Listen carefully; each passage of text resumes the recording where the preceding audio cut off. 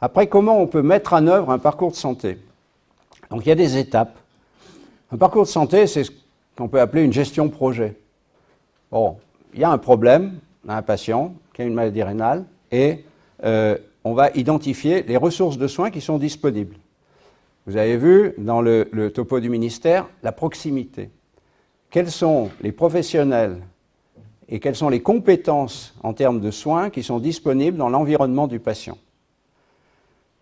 Médecins généralistes, spécialistes, diététiciennes, infirmières, assistantes sociales, pharmaciens, biologistes. Voilà. Je dirais l'équipe virtuelle qui va prendre en charge le patient. Ensuite, définir les tâches de chaque acteur. Qu'est-ce que fait le médecin généraliste? Qu'est-ce que fait le spécialiste? Vous avez vu dans l'arbre de décision, dans le parcours de la Haute Autorité de Santé, c'est défini. Chaque professionnel a son rôle à jouer. Après, il faut identifier les besoins et les outils de communication. Là, on se heurte un petit peu encore à une certaine hétérogénéité des outils de communication, des logiciels de gestion de dossiers médicaux qui font que ce n'est pas toujours facile, mais bon, s'il n'y a pas de tant pis, si on ne peut pas passer par l'informatique, il y a d'autres outils, ne serait-ce que la correspondance, les comptes rendus d'hospitalisation, les comptes rendus de consultation, tout ça doit circuler.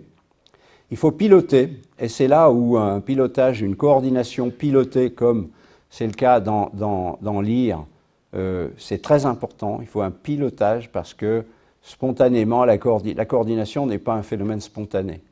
Les professionnels de santé sont souvent surchargés, le temps qu'ils consacrent à la communication est parfois un peu limité, donc il faut piloter cette communication, il faut piloter, il faut faire en sorte il faut faciliter. Il y a un rôle de facilitateur qui soin.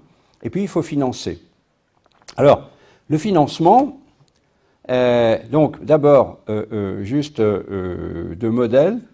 Donc, dans les modèles de structures capables de mettre en place des parcours de santé et de coordonner les soins, il y a grosso modo deux modèles. Il y a le modèle des réseaux. Le modèle des réseaux, on prend des acteurs dans l'environnement immédiat du patient, puis on essaie de créer un réseau avec des acteurs qui travaillent soit en ville, soit à l'hôpital, qui ont chacun leurs compétences particulières, et on les fait communiquer entre eux sur un projet de soins pour un patient.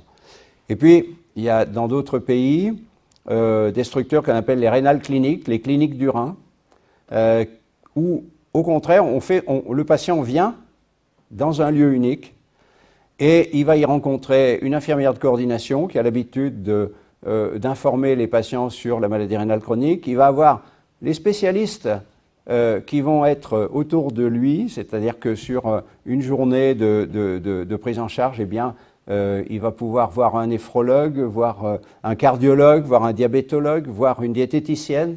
Donc, tous les professionnels viennent autour du patient.